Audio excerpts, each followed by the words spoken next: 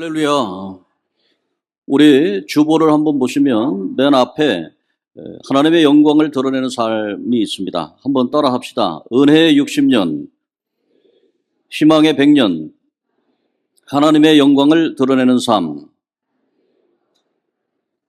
우리가 하나님의 영광을 드러내는 삶을 2025년도 주제로 삼고 지금 나아가고 있습니다. 2월달 설교는 계속해서 하나님의 영광을 드러내는 삶을 살기 위해서는 첫째로 감사해야 된다. 두 번째로 지혜롭게 살아야 한다. 그리고 오늘 세 번째로 은혜롭게 살아야 한다는 것입니다. 한번 옆 사람과 인사하면서 은혜롭게 사십시다. 인사하겠습니다. 은혜롭게 사십시다. 은혜롭게 사십시다. 오늘 하나님 앞에 은혜롭게 살면 하나님의 영광이 드러나게 되어 있습니다. 오늘 본문 말씀에 보면은 한 사람의 불순종으로 많은 사람이 죄인 되었다. 이 한 사람은 바로 아담입니다.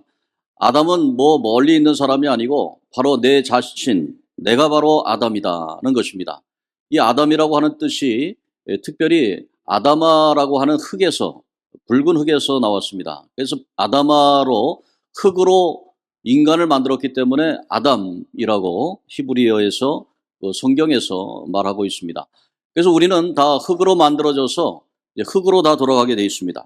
그런데 하나님께서 우리에게 영혼을 불어넣어 주셔서 우리는 영생하는 예수 그리스도의 은혜로 죄를 회개하고 예수님의 은혜를 받고 하나님께 나아가면 우리는 영생을 가지는 하나님의 백성들이 된다는 것입니다. 부활의 생명에 참여할 수 있는 그것이 바로 한 사람의 순종으로 의인이 되었다라고 말하고 있습니다. 오늘 19절의 말씀을 한번 같이 읽도록 하겠습니다. 19절에 있는 말씀 시작. 한 사람이 순종하지 아니함으로 많은 사람이 죄인 된 것 같이 한 사람이 순종하심으로 많은 사람이 의인이 되리라. 여기 보니까 아담이 죄를 범함으로 우리가 원죄를 가지고 태어났지만 불순종의 그러한 상황 속에서 항상 죄를 짓고 살지만 그러나 예수님 한 사람이 하나님 앞에 순종함으로 십자가를 짊어지고 그리고 하나님 앞에 영광을 돌렸을 때에 우리가 의인이 된다라고 하는 것입니다. 그래서 여기는 한 사람 아담과 한 사람 예수 그리스도를 비교하면서 그렇게 말씀을 주고 있습니다. 그런데 아담 한 사람에게 대표되는 것은 바로 율법을 이야기합니다.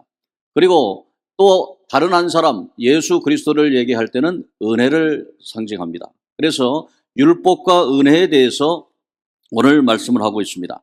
우리 인간은 법을 따집니다. 무엇을 했느냐에 따라서 법대로 하길 원합니다. 그런데 사실 법이라고 하는 것이 나쁜 것은 아닙니다. 법은 사람을 살리기 위해서 만들었습니다. 예를 들어서 자동차가 도로로 가는 차도로 가야지 자동차가 인도로 돌진하면 사고가 나게 되어 있습니다. 사람의 생명이 이제 다치게 되어 있습니다. 사람들은 인도로 가야 됩니다. 이것이 법입니다. 법을 만들었다고 하는 것은 우리 인간에게 참 생명을 주고 잘 살게 하기 위해서 법을 줬습니다.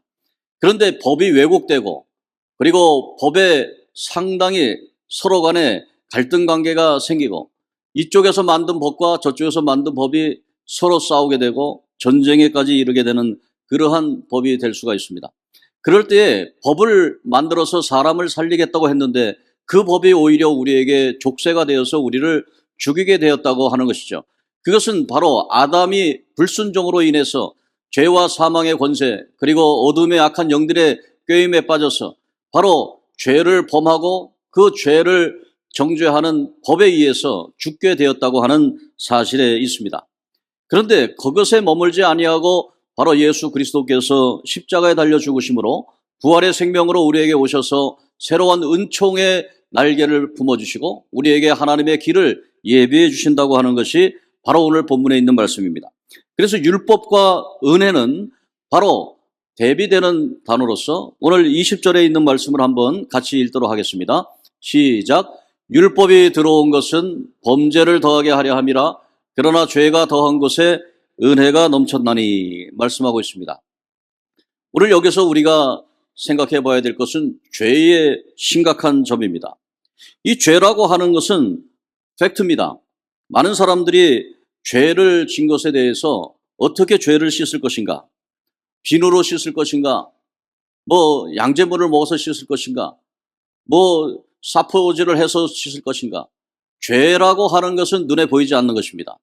그런데 눈에 보이지 않지만 실존하는 것입니다. 죄는 팩트입니다.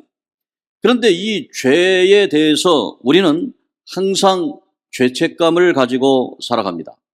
우리 인간에게는 양심이 있기 때문에 우리의 양심 가운데 하나님이 주신 양심, 그리고 이성, 그리고 우리의 감성과 의지에 따라서 죄를 짓게 되면 죄책감이 우리에게 오게 됩니다. 그러면 이 죄책감에서 우리는 어떻게 해야 되는 것입니까? 이 죄책감이 우리를 다스리게 하는, 왕노릇하게 하는 것을 따라서 살 것인가? 아니면 하나님의 은혜를 따라 살 것인가? 죄책감에 사로잡히고 죄의식에 사로잡혀서 자기의 영혼을 갉아먹고 그리고 실패하고 좌절한 가운데 죽을 고생을 하면서 살아갈 것인가? 아니면은 하나님이 주시는 영생의 생명의 말씀을 믿고 하나님 앞에 사죄함을 받고 은혜를 받는 삶을 살아가야 할 것인가? 오늘 이 두 가지 길이 있습니다. 오늘 본문 말씀 20절을 한번 같이 읽도록 하겠습니다. 시작. 율법이 들어온 것은 범죄를 더하게 하려 함이라. 그러나 죄가 더한 것에 은혜가 더욱 넘쳤다. 이렇게 말하고 있어요. 은혜가 넘치는 삶을 우리가 살아야 됩니다. 사랑하는 성도 여러분, 우리는 율법과 은혜를 대립적인 관계로만 해석할 것이 아니고 우리는 율법 없는 은혜 얘기할 수 없습니다. 은혜 없는 율법 얘기할 수 없습니다. 한없이 은혜로 와가지고 다 용서해줬는데 또 죄를 지으면 문제가 되는 거 아니겠습니까? 또 율법만 가지고 그 사람을 죽이면 어떤 의미가 있겠습니까? 하나님의 은혜는 어디에 가고 있습니까? 오늘 사랑하는 성도 여러분, 우리는 율법과 은혜를 잘 우리가 대립시켜 가면서도 그리고 서로 통합해 가는 그러한 신앙의 지혜가 필요할 것입니다. 그래서 우리는 실질적인 리얼리즘에 집중을 해야 됩니다. 죄도 실제적인 것이고 은혜도 실제적인 것이고 그리고 율법도 실제적인 것이다. 많은 사람들이 나는 죄하고 상관없어. 나는 은혜하고 상관없어. 내가 살면 그대로 사는 것인데 그렇지 않습니다. 오늘 우리는 한 발짝만 교회 밖으로 나가서 죄인이 될 수 있는 상황이 되어 있습니다. 한 발짝만 우리의 길거리에 나가서 한 발짝만 잘못 디디면 우리는 죄인이 될 수밖에 없는 그러한 상황 속에 살아가고 있습니다. 죄는 실제합니다. 그리고 그 죄에 대해서 허물과 죄로 인해서 우리는 죄책감 속에서 살아갈 수밖에 없는 그러한 상황 속에 있습니다. 우리 어린아이들과 함께 예배를 드리는데 젊은 청소년들도 청소년기에 많은 질풍노도의 시기라고 하지 않습니까? 그런 시기에 많은 죄의식들이 있습니다. 오늘 본문 말씀에 보면 이것이 왕노릇한다라고 말을 하고 있는데 21절에 한번 말씀을 보시기 바랍니다. 21절의 말씀을 같이 읽겠습니다. 시작. 이는 죄가 사망 안에서 왕노릇한 것 같이 은혜도 또한 의로 말미암아 왕노릇하여 우리 주 예수 그리스도로 말미암아 영생에 이르게 하노라. 이렇게 되어 있어요. 오늘 죄가 왕노릇하게 살 것인가 아니면 예수 그리스도의 의로 인해서 바로 은혜가 우리를 왕노릇하게 할 것인가? 왕노릇한다라고 하는 이 말이 우리에게는 쉽게 이해할 수 없는 말이죠. 지금은 뭐 왕도 없는 시기이기 때문에. 그런데 이 왕노릇한다라고 하는 것은 뭐냐면 지배한다라고 하는 거예요. 죄가 우리 자신을 컨트롤하고 지배하는 삶을 살 것이냐 아니면 하나님의 은혜가 나를 지배하는 그런 삶을 살 것인가? 이걸 다른 용어로 하면은 세계관의 문제입니다. 내가 가치관을 가지고 세계관을 어떤 세계관을 가지고 살아갈 것인가? 우리가 죄로 인해서 물든 세계관을 가지면 이 세상에서 진정한 기쁨이 없습니다. 오늘 우리나라 민족, 우리 대한민국 역사와 그리고 우리의 전통 그리고 문화 모든 것을 통합해 볼 때에 우리 민족에 오늘 여러분 앉아 계신 여러분들에게는 세계관이라는 게 있습니다. 이 세계관은 우리의 인격의 핵심축이고 나의 행동에 할 수 있는 근원지입니다. 내가 어떻게 세계를 바라보느냐에 따라서 나의 행동이 결정됩니다. 그런데 우리 민족에게는 이 세계관이 어떻게 결정이 됐냐면 가장 이 표층적인 부분에 그 표층적 부분, 예를 들어서 낮에 우리가 회사에서 직장에서 또 우리의 삶 가운데 이웃 간에 할 수 있는 그 일상적인 표층적인 그러한 세계관에는 무엇이 있냐면 유교적인 세계관이 있습니다. 우리 유교적인 세계관은 인이 예제를 통해서 예절을 잘 지키고, 그리고 이 세상에서 현실 가운데 다른 사람에게 피해를 주지 말고, 그리고 노인을 공경하고 아이들을 사랑하고 형제지간의 우애를 가지고 부모님께 효도하는 것이 바로 이 유교적인 세계관입니다. 그래서 우리는 이 유교적인 세계관을 가지고서 이 세상을 살아갑니다. 이 세상 살아갈 때에 참으로 많은 그런 인의 예지를 지키며 살아갑니다. 그런데 거기에 죄가 틈타기 때문에 죄로 인해서 우리의 마음이 무너지고 우리의 행동이 무너지고 서로가 상처를 줍니다. 여러분, 자기가 하고 싶은 말을 다 해보고 사십시오. 그러면 어떻게 됩니까? 그러면 옆 사람이, 친구가 상처받습니다. 자기가 하고 싶은 말을 다 해보십시오. 그러면 부모님이 상처받습니다. 우리 자녀들이 상처받습니다. 형제 자매들이 상처받습니다. 사랑하는 아내가, 남편이 다 상처받습니다. 팩트를 지적하면서 그렇게 자기 하고 싶은 말을 다 하고 살면 문제가 됩니다. 그러니까 이런 죄가 틈타는 상황 속에서 우리는 살아가는데, 그러나 낮에는 회사에서, 직장에서, 사회에서 이웃 간에 웃음을 띠면서 인의예지 지켜가면서 살려고 노력을 하죠. 그러나 그러지 못한 때 죄책감에 시달리게 됩니다. 그런데 우리의 표층적인 세계관, 그 바로 밑에는 뭐가 있냐면, 한 단계만 더 들어가 보면은 불교의 세계관이 들어가 있습니다. 불교의 세계관은 한마디로 하면 인의 예지의 유교의 세계관, 그것을 넘어서서 바로 우리가 인과응보의 세계관이 있습니다. 인과응보라고 하는 것은 무엇이냐면, 원인이 있으면 결과가 있게 되는 것이다. 내가 한 만큼 하는 것이다. 우리의 의식의 세계관의 관점에서 보면 그 안에 많은 내가 한 대로 되는 것이다. 콩 심은 데 콩 나고 팥 심은 데 팥 나는 것이다. 그리고 내가 한 대로 되는 것이다. 내가 살아온 대로 내 자식이 되는 것이고, 내 자식이 살아온 대로 내 손주들이 되는 것이고, 내가 이 세상에 산 대로 그 결과가 나타나는 것이다. 그 아버지를 보면 그 아들을 알 수 있는 것이고, 그 아들을 보면 그 아버지를 알 수 있는 것이다. 우리가 그런 인과응보의 세계관 속에 살아갑니다. 불교적 세계관은 그것을 업이라고 하고, 그리고 윤회의 과정을 통해서 그런 세계관을 설명합니다. 열심히 자유롭게 살아가면 사람으로 태어날 수 있는 것이고, 그리고 또 욕심 부리고 살아가면 돼지로 태어나고, 열심히 일만 하다 죽으면 소로 태어나고, 이런 식으로 생각을 하는 거예요. 그런 의식이 우리 안에 불교적 세계관으로 가득 차 있습니다. 그런데 세상을 살다 보면 그렇게 한 대로 하는 것이 어찌 되겠습니까? 질병이 찾아오고 어려움 속에 있게 되고, 많은 어려움 속에서 그대로 할 수 없는 경우에 죄책감에 시달리게 됩니다. 저 사람은 나를 이렇게 했는데 나는 저 사람에게 하지 못했다고 하는 그러한 세계관 속에서 죄책감이 있게 되죠. 죄가, 유교적인 세계관과 불교적인 세계관 속에는 죄가 우리를 왕노릇한다고 하는 것이. 그런데 우리의 가장 밑바닥에, 무의식 속에 있는 세계관은 뭐가 있냐면 샤머니즘, 무교의 세계관이 있습니다. 이 샤머니즘은 어디서 발행했냐면, 저 몽골 쪽에 가면은 바이칼 호수가 있어요. 바이칼 호수에 있는데, 그 바이칼 호수 근처에 가면은 나무가 이렇게 있는데요. 나무에, 거기에 천 조각이 걸려 있습니다. 빨간색 천 조각이 걸려 있고, 파란색 천 조각이 걸려 있고, 하얀색 천 조각이 걸려 있고, 노란색 천 조각이 있고. 어디서 많이 본 것 같지 않아요? 우리 시골이나 마을 같은 데 가면은 그렇게 그 고목나무에 걸어놓는 거예요. 그것이 저 몽골에서부터, 바이칼 호수에서부터 우리 민족이 밑으로 내려왔기 때문에 그래요. 그리고 몽골 지방에 가보면요, 돌을 막 쌓아놨어요. 돌을 쌓아가지고 거기에다가 지폐 같은 걸 이렇게 넣어놨습니다. 지폐 같은 걸 넣어놓고, 어디서 많이 본 것 같지 않아요? 우리나라의 곳곳 같은 데 보면 돌 쌓아놨잖아요. 돌 쌓아놓고, 그런 것들이 다 저 바이칼 호수의 북쪽에서 내려온 풍습입니다.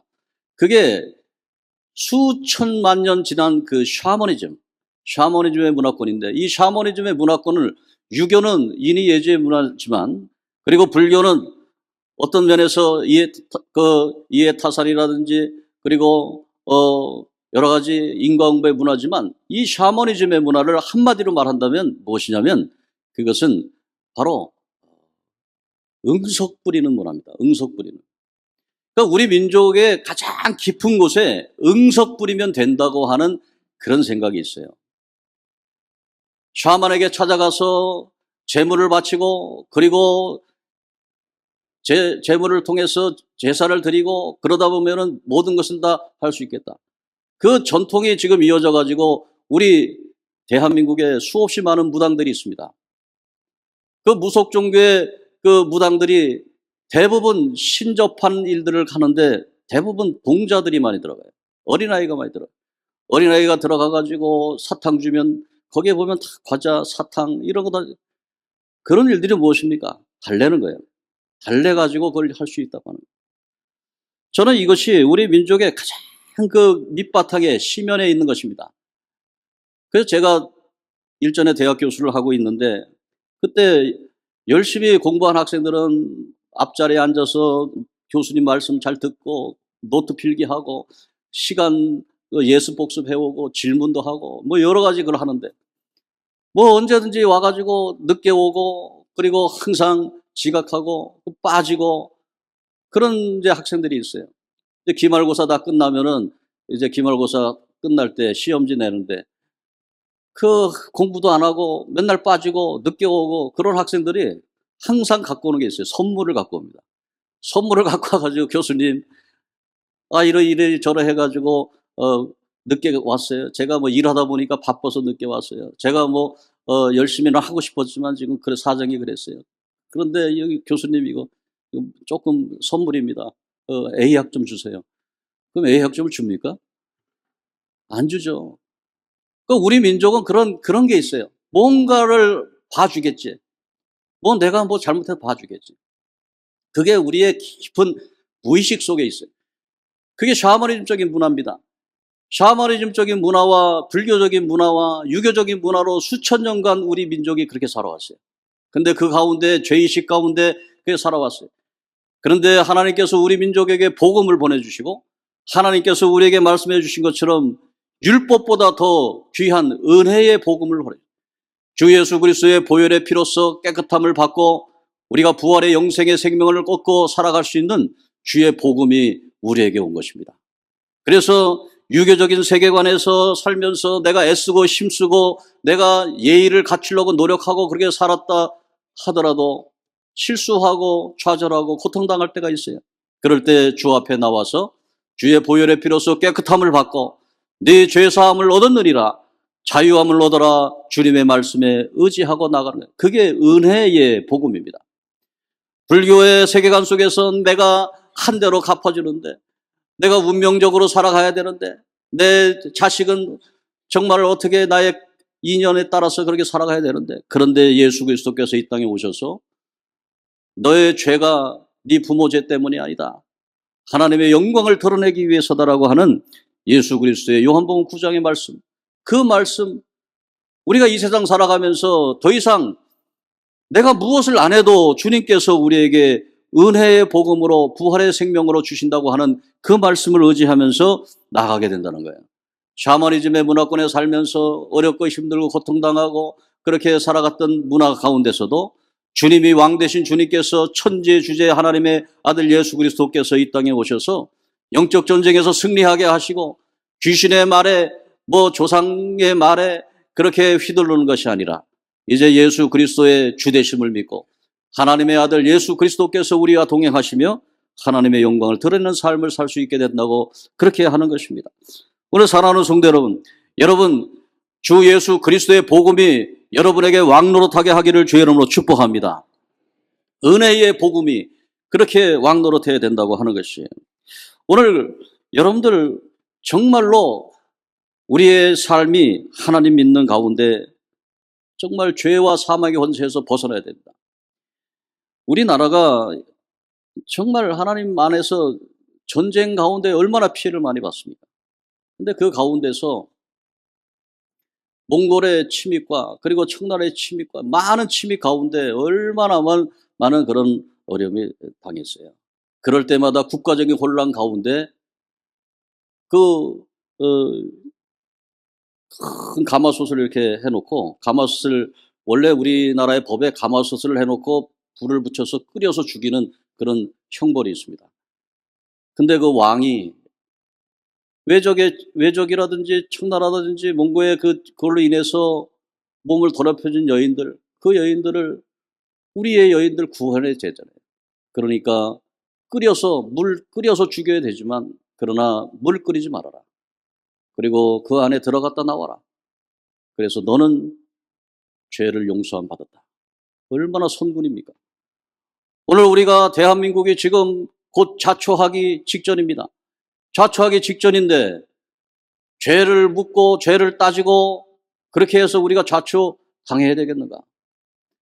오늘 우리는 하나님 안에서 깊은 그러한 고뇌가 있어야 될 줄 알아요.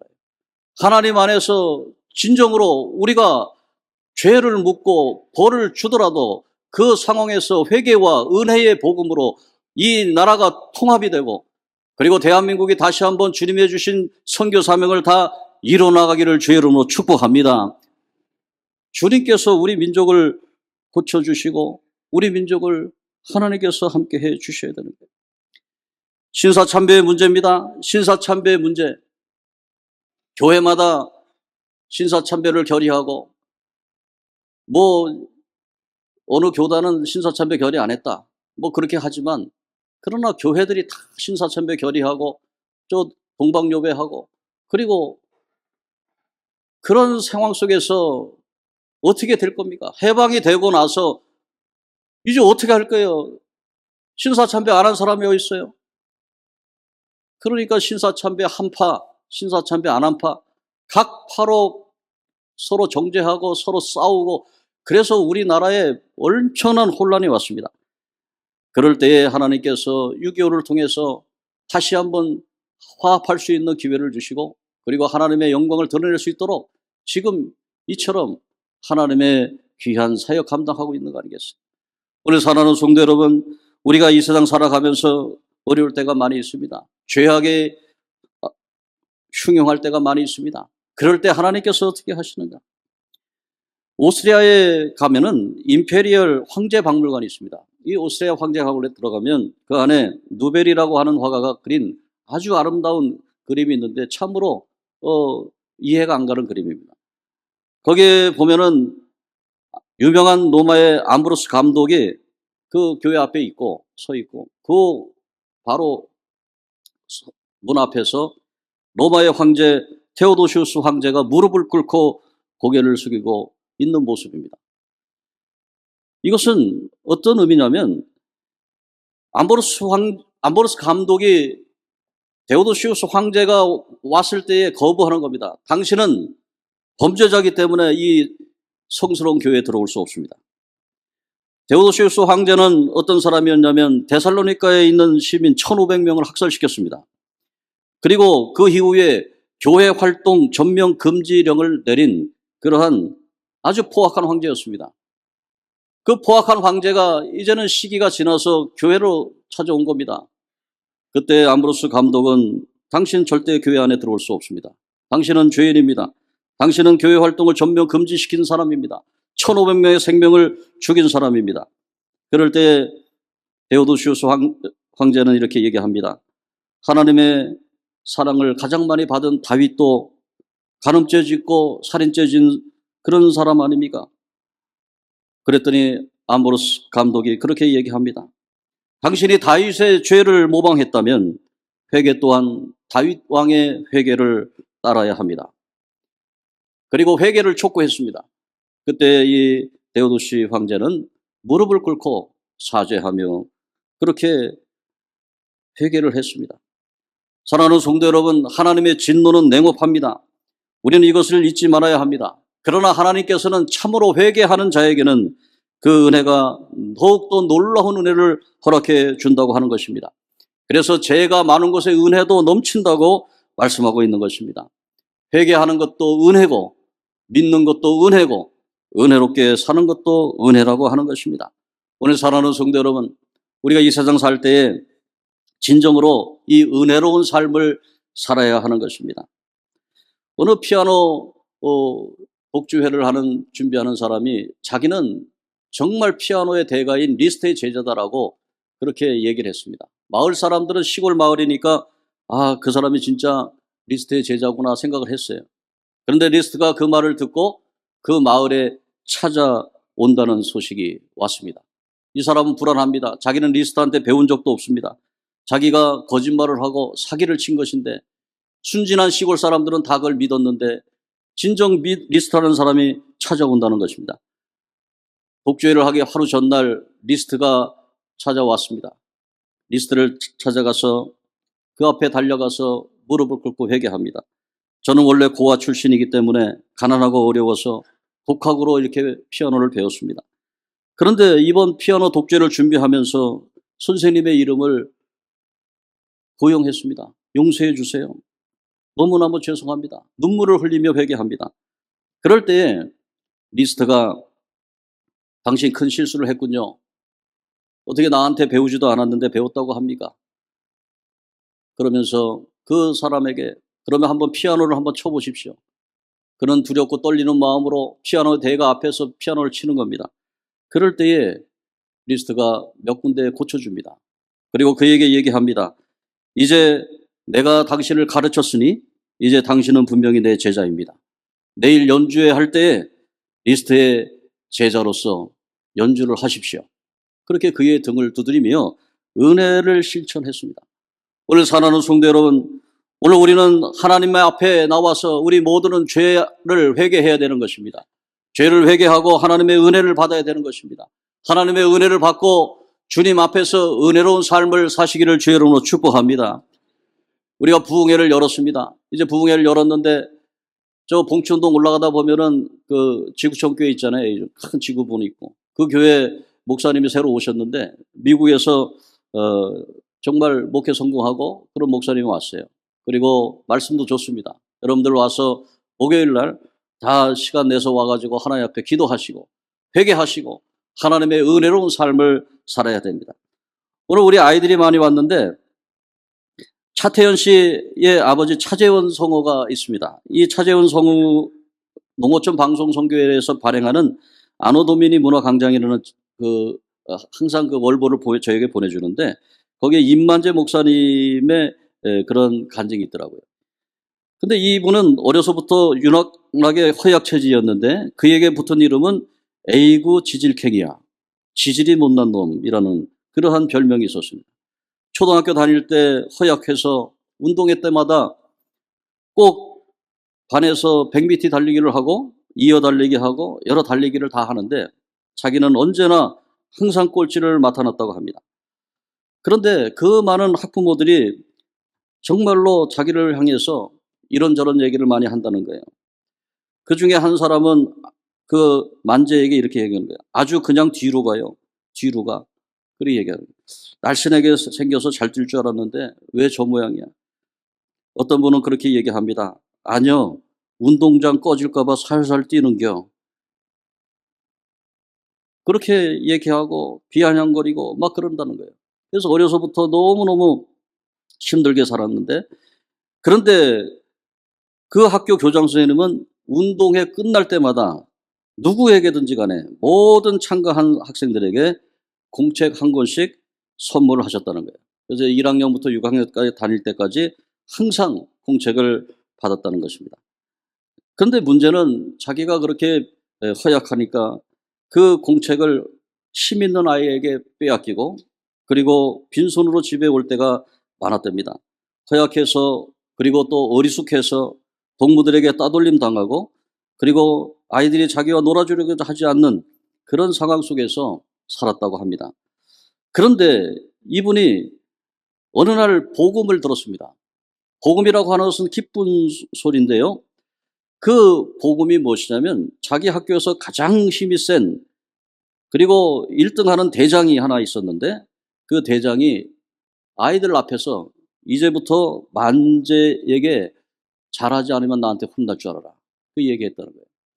그래서 자기는 너무 그때 이후로부터 정말 많은 아이들이 자기와 함께하고 그리고 큰 소리 치면서 함께 그렇게 학창생활을 했다고 합니다. 그런데 나중에 알았는데 윗동네에 자기 이모님이 계신데 그 이모님이 자기에게는 이모님인데 그 학교에서 1등하고 가장 힘이 센 그 대장의 큰어머니시라는 사실을 알았답니다.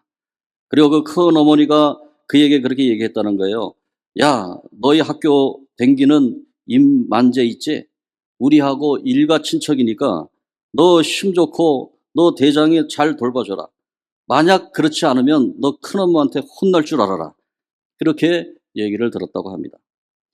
오늘 사랑하는 성도 여러분, 우리가 하나님께서 우리의 힘이 되어 주신다는 사실, 우리가 허약하고 나약하고 이 땅에서 어리숙하고 그리고 잘해보려고 하지만 실수하고 좌절하고 그리고 죄 짓을 때도 있고 어려움 당할 때도 있지만, 그러나 힘이 되신 여호와께서, 나의 힘이 되신 여호와, 그분이 나의 힘이 되어 주셔서 주님이 나의 반석이 되시고 요새가 되시고 나의 방패가 되셔서 하나님께서 나와 동행해 주시는 그런 은혜의 사람들 되기를 주의 이름으로 축복합니다.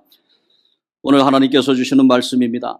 여러분, 하나님의 영광을 드러내기 위해서 한번 따라 합시다. 감사하며 삽시다. 지혜롭게 삽시다. 은혜롭게 삽시다. 우리 옆 사람에게 말씀합니다. 은혜롭게 사십시다. 은혜롭게 사십시다. 오늘 하나님께서 함께 하십니다.